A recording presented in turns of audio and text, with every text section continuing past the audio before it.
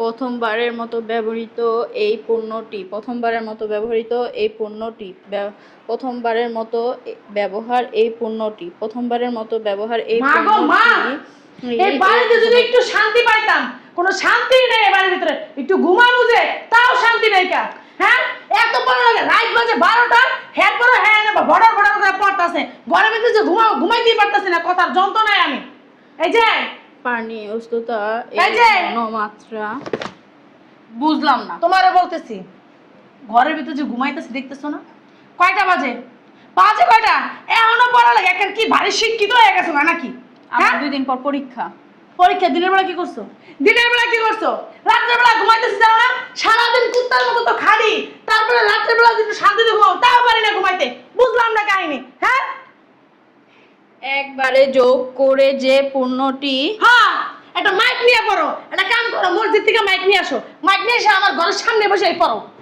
থাক না, ও তো ছোট মানুষ, সব সময় তার এইভাবে পড়াশোনা করে না। বল, সামনে ওর পরীক্ষা, এই কারণে একটু পড়তেছে।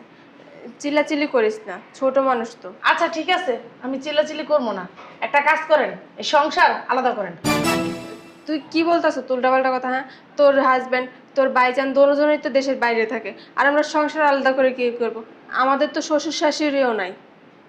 এত কিছু না আমি শুনতে চাইতেছি না, বুঝতে পারছেন? সংসার আলাদা করবেন। আপনাদের যন্ত্রণা আমি নিতে পারতেছি না, বড় বেশি যন্ত্রণা আপনার মেয়ে যে বিরক্তটা আমারে করে, আমার মানে মাথা মতো সব হ্যাং হয়ে যেতেছে। আমি এই সংসার থাকতে চাই না, আমি এই সংসার আলাদা করেন। এরিনা আমি আপনার হিক্স চুপ কর না মা। আমার পড়তে দিতেছে না কি লেগা? মাইয়া একটা বানাইছেন, ধানে মরিচ আছে না, এই যে ছোট মরিচ, বোম্বাই মরিচ যেরকম ছোটটা ঝাল, একটা সেই মরিচ আমার। বোন তুই ভিতরে যা, আমার মাইয়ার আমি সামলাইতেছি। আমি ভিতরে যাই আর না যাই, শুনেন একটা কথা, সংসার আলাদা করবেন, কিভাবে করবেন ভাইজার কাছে বলবেন, কি করবেন আপনার ব্যক্তিগত ব্যাপার, বুঝতে পারছেন? আর এই সংসারে আমি থাকতে চাই না আপনাদের সাথে। আপনার মেয়ে আমাকে অনেক বিরক্ত করে, এত বিরক্ত আমি নিতে পারতাছি না, বলে দিলাম। আমি যা করছি সেটা মনে রাখি। জন্ম 17 ফেব্রুয়ারি 1899 খ্রিস্টাব্দের বরিশালে পরিচিত। তুই আমার রুমে দেখ মা, মানুষ কি বলে, তোর চাচাও দেশে থাকে না, তোর আব্বুও থাকে না, এই সময় যদি আমরা ঘর সংসার আলাদা করে দিই, মানুষ কি বলবো? 2টা বউ আর একটা মেয়ে, 3জন ঠিকভাবে থাকতে পারে না একটা সংসার সামলায়, এরা থাকবো কিভাবে? তুই আমার রুমে চল, এরকম ঝগড়াঝাটি করিস না।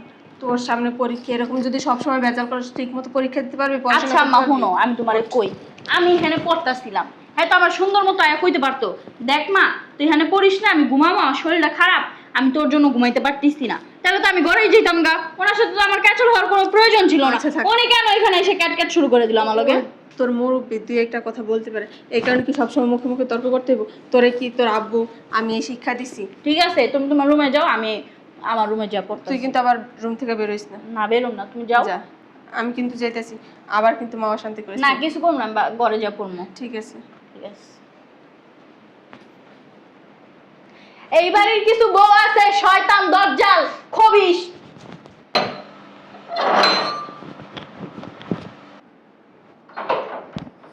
আসতেছি তো। আম্মু, আমার অনেক ক্ষুধা লাগছে, আমার খাইতে দাও। আচ্ছা ঠিক আছে, তুই ফ্রেশ হ, আমি খাবার দিতেছি। আমি ফ্রেশ হইতে পারবো না, আমি এখন বহি, তুমি খাওয়া নাই না, আমার অনেক ক্ষুধা লাগছে। কই আম্মু, আয় না, দেও না, আমার অনেক ক্ষুধা লাগছে তো। খিদা ভালো লাগতেছে না আমার। হ্যাঁ, ক্ষুধা লাগবো না?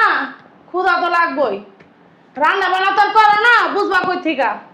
রাঁধতে তো সময় লাগে, খাইতে তো আর সময় লাগে না। খাওয়ানোর সময় তো পটপটে ঠাস করে 1 সেকেন্ডে খাওয়ান যায়, কিন্তু রান্না যে করে যে, হ্যাঁ তো 12টা বাজে যে রান্না করে।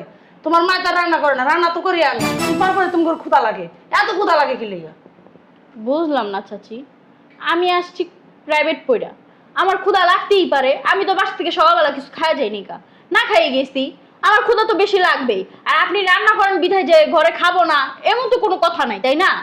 তো এত যখন ক্ষুধা লাগে তোমার মারা কইতে পারো না তোমার লিগে আলাদা করে নাস্তা বানায় রাখতে লিগা?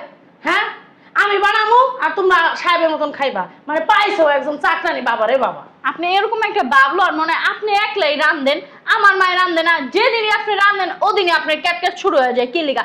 একদিন আপনি রান্ধেন, একদিন আমার মায়ের রান্ধে। আপনি যখন রান্না করেন তখন তো আমার আম্মু সব কুড়া বাসা করে দেয়। এত কথা কও, ছোট মুখে খালি বড় বড় কথা কও। হ্যাঁ, মানুষের একটুখানি কথা কয় কারে লম্বা লম্বা কে? হ্যাঁ, এত তর্ক করো বড় মানুষের মুখে মুখে? উচিত কথা কইলেই বড় মানুষের মুখে মুখে তর্ক করা হয়ে যায়, তাই না? এত মুখে মুখে তর্ক করো কেন? হ্যাঁ, থাপড়ায় না গাল ফাটাবেন বেয়াদব। আপনি আমার থাপড়াইতে পারবেন? থাপড়ালে কি করবা? কি করবা? কি করবা? তুমি ছোট, তোমার থাপড়ালে তুমি কি করবা? আচ্ছা কি করি? কি?